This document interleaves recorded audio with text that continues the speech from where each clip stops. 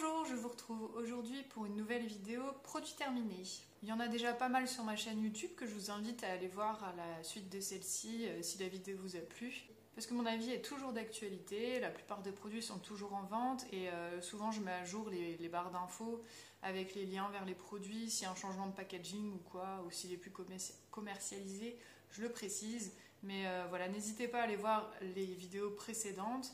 Moi je vous parle toujours pas mal de la compo, en plus de l'avis sur ce que je pense du produit. Et je parle que de cosmétiques bio. Donc n'hésitez pas à aller voir ces anciennes vidéos, les autres vidéos de ma chaîne YouTube et à vous abonner si ce contenu vous plaît. Donc on commence avec mon dentifrice coup de cœur du moment que je rachète vraiment tout le temps. Je crois que c'est pas la première fois que je vous en parle dans une vidéo produit terminé.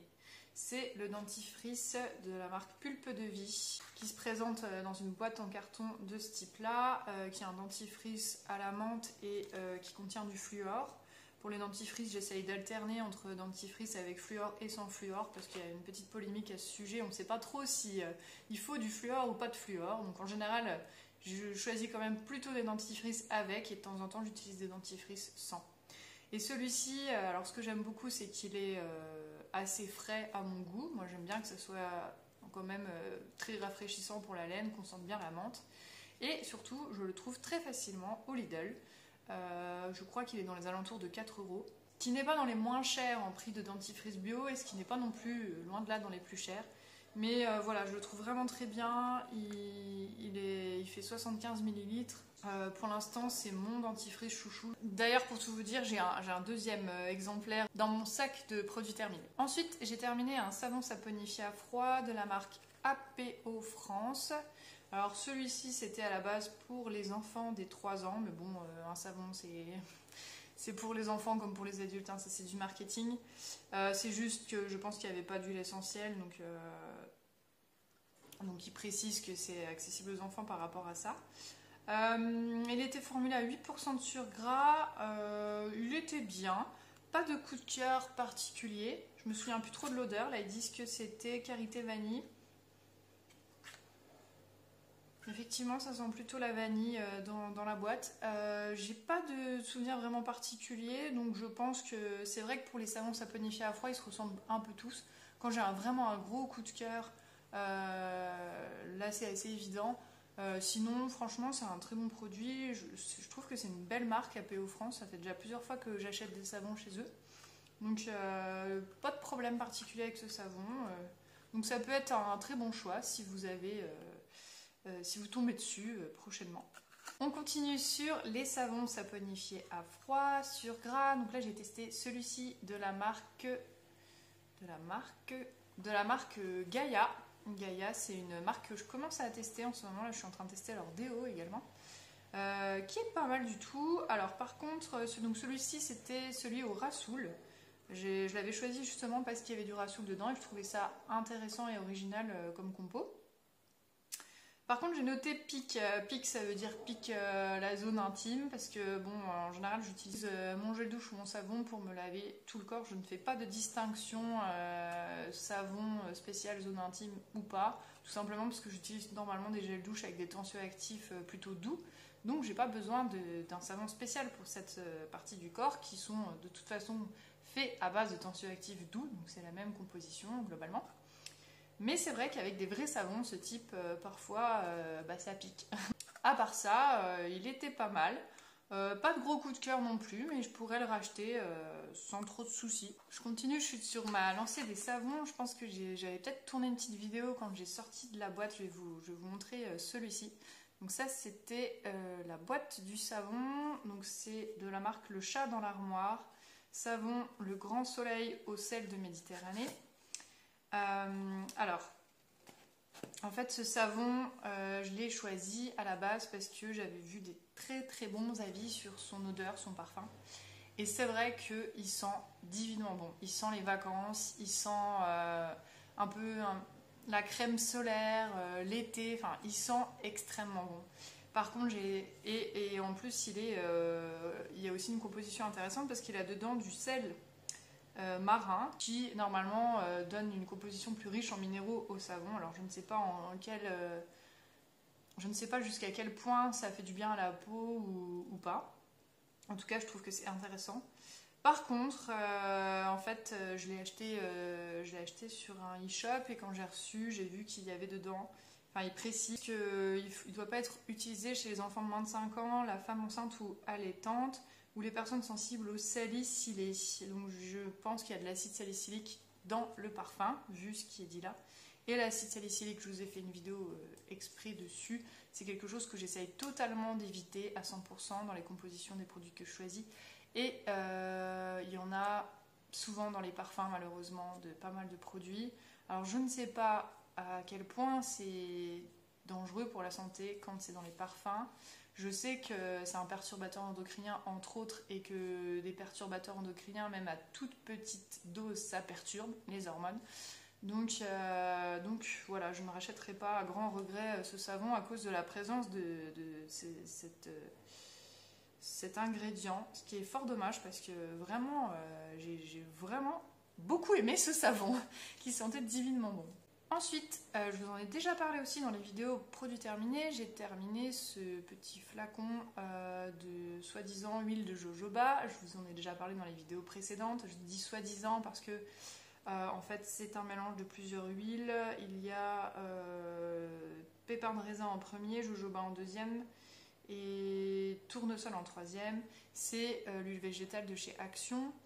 Je m'en sers principalement pour me démaquiller les yeux. Ça me plaît plus d'acheter ce type d'huile que de gaspiller entre guillemets une huile plus qualitative pour cet usage-là. Par contre, j'en ai racheté il n'y a pas longtemps et je me suis rendu compte qu'ils ont changé la composition.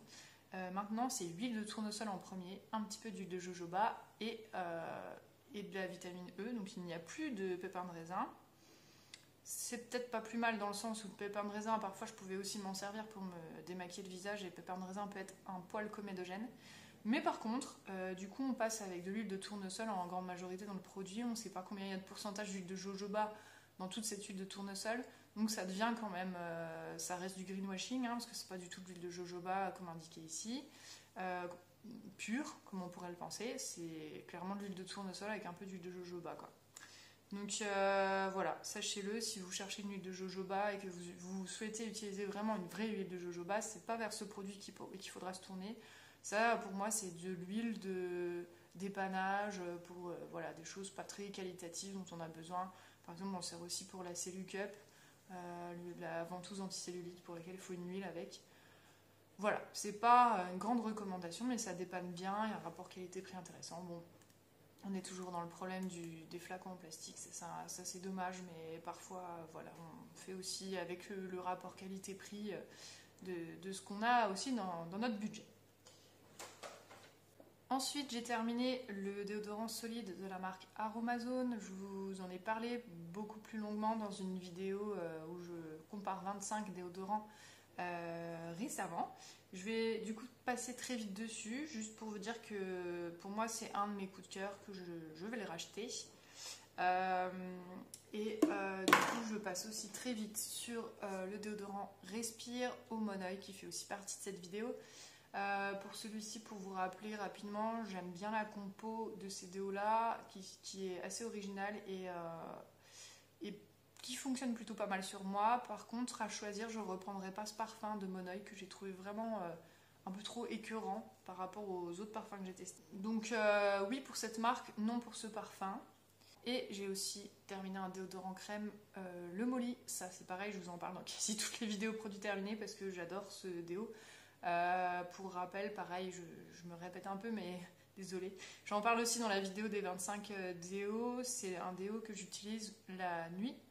Je prends ma douche le soir et après, du coup, la douche, je mets un peu de déo un peu moins fort, on va dire, que des déos traditionnels pour la journée, parce que c'est juste pour dormir. Mais du coup, j'aime bien utiliser des déos qui n'ont pas d'ingrédients irritants pour la peau. Pour ce genre d'usage pour la nuit, donc du coup c'est soit celui-ci, soit que j'ai terminé aussi le déodorant crème Clémence et Vivien parfum vanille qui existe aussi en parfum mandarine, mais je préfère largement le parfum vanille, j'ai déjà testé les deux. Clairement pour moi ils sont pas ces deux déos en peau ne sont pas suffisants pour la journée, pour un effet déodorant dans la journée. Peut-être éventuellement en hiver si je transpire vraiment pas, enfin que je suis pas très active et qu'il fait un peu froid. En été, c'est même pas la peine. Et voilà. Donc pour la nuit c'est bien. Si vous avez une transpiration assez prononcée, ça conviendra pas pour la journée. J'ai terminé ce gel douche de chez Santifolia. Alors c'était le gel douche soin sur gras à l'aloe vera, parfum fruits exotiques. Alors j'avoue que j'étais un petit peu déçue par le parfum qui n'était pas aussi sucré que je m'attendais. Ça sentait les fruits exotiques mais de façon quand même très très légère. C'est pas le genre de parfum qu'on peut retrouver dans un Ushuaïa nature un peu traditionnel, des parfums conventionnels comme ça. Donc bon, un peu déçue sur le parfum parce qu'à la base j'étais en quête justement de gel douche avec un parfum un peu plus conventionnel et un peu plus moderne. C'est pour ça que j'avais choisi ce gel douche à la base. Donc ça m'a pas trop convaincue au niveau du parfum et moyennement aussi au niveau de la texture du gel douche qui était un peu, comment vous dire ça, glissait pas trop bien sur la peau. Ça formait comme un gel dans la main mais qui se répartissait pas super bien. Enfin, je suis pas hyper convaincue. Bon, c'est pas non plus une catastrophe, hein, entendons-nous bien, ça reste un gel douche très bien. La composition de base est pas mal du tout, c'est des tensioactifs doux. Il y a de l'huile de tournesol en 3e position, donc ça le rend quand même beaucoup moins séchant que d'autres types de gel douche. Donc c'est vraiment pas mal, mais voilà, c'est pas un coup de cœur. Pour moi, actuellement, mon gel douche coup de cœur reste toujours ceux de la marque Théophile Berton. Je vous ai fait une vidéo exprès sur ces gels douche là. Mais au niveau des odeurs, voilà, j'avais envie de trouver autre chose. C'est pas celui-ci le gagnant. En revanche, toujours dans cette idée de tester un peu d'autres gels douche, j'ai testé celui-ci, alors c'est un format voyage de la marque Dr. Bronner's, savon pur végétal à l'amande. Et alors celui-ci, si vous connaissez, si vous avez le masque après shampoing Cut by Fred, le rose, le vegan, je sais plus quoi, celui qui est hyper connu et qui sent ultra bon l'amande, et ben ça sent la même chose, ça sent ultra bon l'amande. C'est un parfum, je pense, naturel, ça doit être à base d'huile essentielle, je ne sais pas, d'amande, que moi j'adore ce parfum, quoi. Je le trouve très addictif, il sent très très bon. Et ce que j'aime bien aussi dans les gels douche de cette marque, c'est leur composition qui est hyper intéressante. Parce que du coup c'est de l'huile de noix de coco saponifiée, de l'huile d'olive saponifiée. Bon, il y a de l'huile de palme saponifiée, ça j'avoue que j'avais pas trop fait gaffe. De l'huile de chanvre saponifiée, de l'huile de jojoba saponifiée, parfum naturel d'amande, vitamineux, enfin la compo est très très bonne.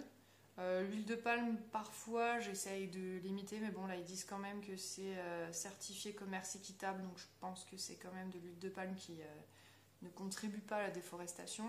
Enfin j'espère, bien sûr. Ils disent qu'il s'opacifie au contact du froid, qu'il faut le mettre dans une pièce ou dans de l'eau chaude si jamais il s'opacifie, qu'il est 2 à 3 fois plus concentré qu'un savon liquide traditionnel, qu'il faut le diluer à l'eau. En tout cas, moi j'ai trouvé vraiment super. Clairement, je rachèterai cette marque et sûrement ce parfum-là parce que j'ai adoré. Je crois que j'ai racheté un nouveau format voyage pour tester dans notre parfum. On en parlera plus en avant sur une autre prochaine vidéo produit terminé. En tout cas, ça c'est un bon gel douche, une bonne marque.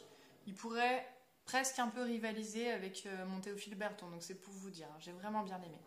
Ensuite, toujours en gel douche, j'ai terminé le gel douche hydratant de la marque Natessence au miel bio. Donc là, on est toujours dans mon idée de trouver un gel douche avec un parfum un petit peu type conventionnel qui me plaît bien. C'était complètement loupé avec celui-ci. Ça sentait le miel, mais une odeur un peu miel brut. Voilà, pas forcément très... Enfin, moi, ça sentait pas forcément mauvais, mais c'est pas dans mes préférences de parfum. C'est plutôt mon conjoint qui l'a utilisé. Moi, ce que je lui ai reproché, c'est qu'il a du benzylalcool. C'est un conservateur qui est très présent dans les cosmétiques bio, dont je vous parle quand même aussi assez souvent, parce que y a beaucoup de personnes qui font des réactions allergiques ou sans trop le savoir à ce produit. Je vous en parle dans la vidéo sur la coupe rose notamment, que c'est totalement à éviter dans les crèmes de jour si vous êtes sensible aux rougeurs. sur le visage et c'est totalement déconseillé aussi, enfin c'est moi qui vous déconseille hein, dans les déos parce qu'il y a pas mal de personnes qui font des allergies au benzylalcool, donc c'est mon cas. Et dans les shampoings et les gels douche, ça peut être toléré, mais si vous êtes tendance peau sensible allergique, je vous déconseille. Ou en tout cas, de façon ponctuelle, ça passe. Voilà, par exemple, je m'en suis servi, j'ai pas fait une allergie tout de suite direct après.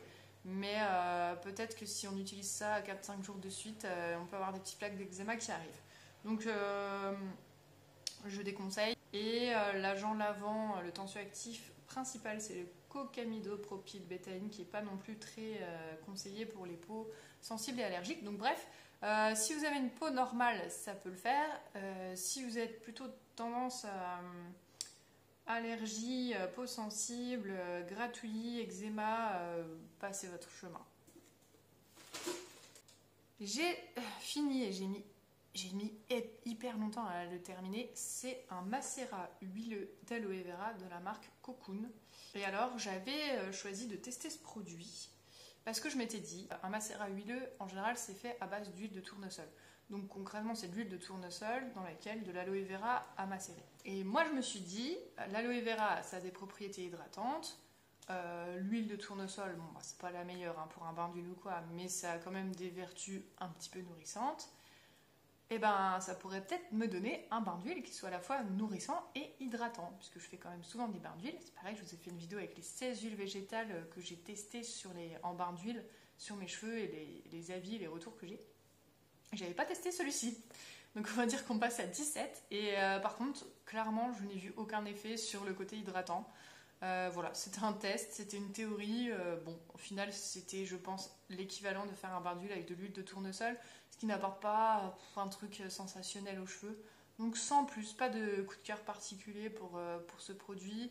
Voilà, j'ai testé, je ne rachèterai pas.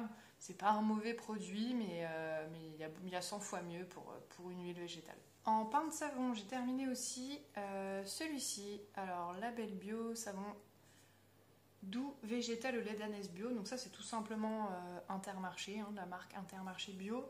Je l'ai acheté une fois où j'étais un peu en panne de pain de savon. D'habitude, je préfère quand même clairement donner mon argent à des petites savonneries artisanales. Mais voilà, des fois, on est en panne et il faut bien acheter des choses. Et je l'ai trouvé très bien en fait, il a très bien convenu. Bon, alors là par contre pour le coup, le premier ingrédient c'est de l'huile de palme direct et j'ai un petit doute là sur le coup sur le fait que ça vienne d'une exploitation éco-responsable. En tout cas ils ne l'ont pas précisé, donc bon, je pense peut-être à éviter par rapport à ça. Mais à part ça, c'était un bon rapport qualité-prix, c'était pas mal du tout au niveau utilisation, sensorialité. Par contre, il n'est pas spécialement sur gras, voilà. Donc disons que ça dépanne et c'est dommage qu'il y ait de l'huile de palme dedans. Si vous pouvez plutôt choisir un savon d'une marque artisanale, c'est mieux. Mais voilà, de temps en temps, c'est bien aussi de parler des produits de grande surface. Donc voilà. Ensuite, je l'ai mis dans mon sac de produits terminés, bien qu'il ne soit absolument pas terminé. Comme vous pouvez le constater, c'est même quasiment plein. Je vais le mettre en troc. En fait, c'est le Facial Toner de la marque Dr. Auschka, lotion tonifiante. Pourquoi je le mets en troc? Parce que je l'ai utilisé 3-4 fois et clairement il accentue fortement les rougeurs sur le visage, tout ce qui est rosacée, et je trouve qu'il me donne des petits boutons d'acné rosacée, ce qui m'arrive jamais. Donc clairement je déconseille totalement le produit si vous êtes un peu sensible rosacée, sensible du visage. Ça n'a rien d'étonnant parce qu'il y a beaucoup d'alcool dans ce produit, comme souvent dans les produits de la marque Dr. Auschka. Et d'ailleurs, après l'application, on sent, enfin moi je sentais que ça me tiraillait un peu. Si je peux, parfois j'ai des toutes petites plaques d'eczéma là, ou voilà. Je sentais que si j'avais la moindre petite imperfection, une petite plaque d'eczéma, une petite plaque de sécheresse ou quoi, ça me piquait. Et clairement, ben voilà, moi dès que ça commence à faire un peu rouge sur les joues, si en plus ça me donne des boutons d'acné rosacée, clairement c'est non. En plus de ça, j'aime pas trop l'odeur, c'est une odeur assez vieille, enfin d'huile essentielle je pense, mais une odeur que j'ai l'impression de connaître, mais que j'aime pas. J'arrive pas à identifier le parfum de ce produit. En tout cas, je n'apprécie pas cette odeur. Et Par contre, sur le côté lotion tonifiante tonique, ce qu'on peut lui dire de bien, c'est qu'on a la peau qui colle après application, comme c'est souvent le cas avec un tonique, mais ça ne dure pas très très longtemps et au bout d'un moment, la peau ne colle quasiment plus, voire pas. Donc bon, voilà, c'est un petit effet positif. Mais clairement, pour moi, il y a trop d'ingrédients agressifs pour une peau sensible et je déconseille pour les peaux sensibles. Petit point complément alimentaire, parce que j'en prends quand même vraiment beaucoup, je vous en parle pas trop souvent, ni même dans les vidéos de produits terminés, mais là j'en parle. J'ai terminé de la Rhodiola Bio, donc ça, celle-là c'est la marque Orfito, issue de l'agriculture biologique. La Rhodiola, clairement pour moi, ça m'aide à mieux dormir. Je fais très très régulièrement une cure de 2 éléments pour avoir un sommeil plus récupérateur. Ces 2 éléments, c'est magnésium et une plante adaptogène. La rhodiola, ça fait partie des plantes adaptogènes qui aident un peu à se déstresser, détendre, calmer un peu le mental et du coup qui m'aident à avoir un sommeil beaucoup plus récupérateur. Pour l'instant, c'est la meilleure pour moi à ce sujet et je suis obligée de faire des cures de ces 2 éléments, magnésium et rhodiola, très régulièrement parce que sinon je dors et je me réveille le matin comme si j'avais pas dormi. Donc, c'est-à-dire dans un état de fatigue toujours aussi intense que la veille au soir. Donc, j'ai grand besoin de ce genre de compléments et j'en prends très très régulièrement. Et en tout cas, pour cette marque-là, elles étaient très bien. C'est bio. En plus, le contenant est en carton et le petit bouchon est en plastique végétal biodégradable, donc franchement, je suis hyper contente de cette marque et je rachèterai sans problème. Et on va terminer avec 2 produits de ménage naturel. Ça aussi, je vous en parle assez souvent sur ma chaîne. Le percarbonate de soude, pour moi, c'est un indispensable. Je m'en sers dans plein de recettes. Je vous en ai déjà mis 2, je crois. Il y a la recette du nettoyant salle de bain, la recette pour nettoyer les cotons lavables et les culottes menstruelles. Et je m'en sers aussi pour nettoyer mes WC, ça je vous en parle dans mes 10 astuces de ménage naturel où je vous mets toutes les vidéos en barre d'infos si vous voulez un petit peu creuser quoi faire avec du percarbonate de soude. Et il y a encore, je suis sûre, des milliards de recettes que j'ai pas encore testées avec ce produit, j'en rachète tout le temps. Je vous le conseille à 100%, c'est vraiment un très très bon produit pour le ménage naturel. Nous avons aussi terminé, je dis nous, mais j'ai terminé ce détachant éco-vert. Je vous en ai parlé aussi dans quoi? Je vous en ai parlé dans la vidéo sur les déos parce que je m'en sers pour en fait détacher les traces et les taches de déodorant sur les aisselles des t-shirts avant lavage. Ma technique, c'est un trempage de vinaigre blanc 15-20 minutes, puis je frotte avec ce détachant qui a l'avantage d'avoir une brosse intégrée en fait dans le détachant, ce qui est très pratique. Et du coup, même je garde la brosse, je garde toujours une bouteille vide pour m'en servir. Par exemple, je peux aussi l'utiliser à la place quand j'en ai plus. Et parce que je trouve que l'efficacité est quasi identique du savon noir liquide. Et donc, je garde la petite brosse pour utiliser avec le savon noir, qui marche aussi très très bien pour cet usage. Je cherche toujours encore mieux, parce qu'il est vraiment pas mal, mais je pense qu'il y a encore mieux en guise de détachant. Et puis, il part un peu vite, je trouve. Il descend vite, donc le rapport qualité-prix, voilà, est pas forcément le meilleur. Si vous avez des détachants comme ça, naturels, pour nettoyer les traces de déo, parce que le problème c'est que tous ces déos que j'aime bien sont beaucoup à base d'huile de coco, donc ça peut faire des traces de gras pas très cool sur les vêtements, donc nécessaire de vraiment faire un détachage avant lavage. N'hésitez pas à mettre en commentaire vos petites astuces à ce sujet. En tout cas, voilà, moi pour l'instant, c'est un de mes favoris et un de ceux que je rachète pour cet usage-là. Voilà, on a terminé pour cette nouvelle vidéo produit terminé. Si ça vous a plu, n'hésitez pas à mettre un j'aime, ça m'aide beaucoup par rapport à l'algorithme YouTube et à aller voir les autres vidéos de ma chaîne. Je vous souhaite une très bonne journée, je vous dis au revoir et à bientôt.